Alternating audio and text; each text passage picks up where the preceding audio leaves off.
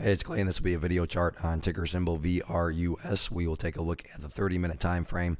I very clearly have a cold, so I'd appreciate your patience with my voice. Real quick, what do I mean by 30-minute in case maybe you're new to charts? Instead of each one of these candlesticks here representing 1 day's worth of price action, which is what you would normally see, each one represents 30 minutes. So while this here may look like several days worth of time, it's actually today's price action broken down into 30-minute time slices. I like to do this time frame. Anthony does a good job of telling the quote-unquote story of the price and then makes mapping out where levels of support and resistance a bit easier to see.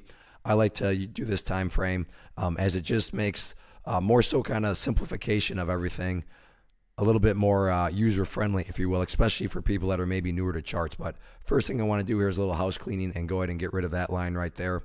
Sure, that level still pertains to the chart, but given that it's not really relevant, I don't want to risk causing confusion because there's clutter and lines everywhere. So let's try to keep this as clean as possible.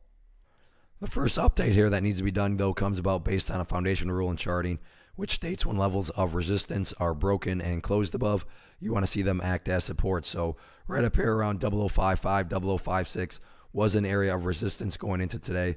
But now that the price is up above it, that would be considered the ideal level of support.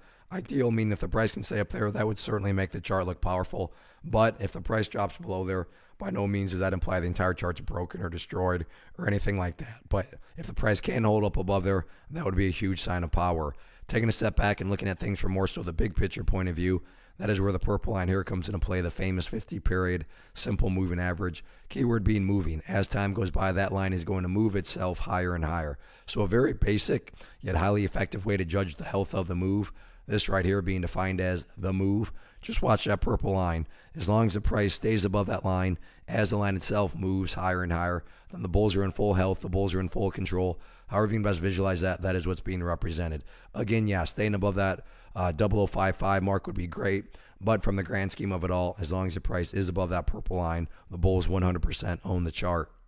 In terms of where the sellers are currently hanging out at, right now the general price congestion area seems to be up there at the James Bond level of 007.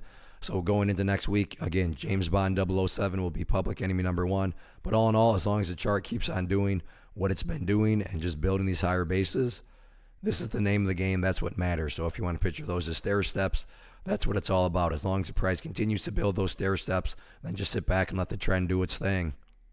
One of the biggest questions I get is, hey Clay, how do you find the stocks that you trade? So what I've done is put together a free resource guide where I talk about the tools that I use to locate stocks that I find interesting and think may have potential. So if that sounds like something that could add value to you as a trader, then click on the image that is up on the screen right now and I will email you the guide. The guide itself is very short and to the point, and best part, it's completely free.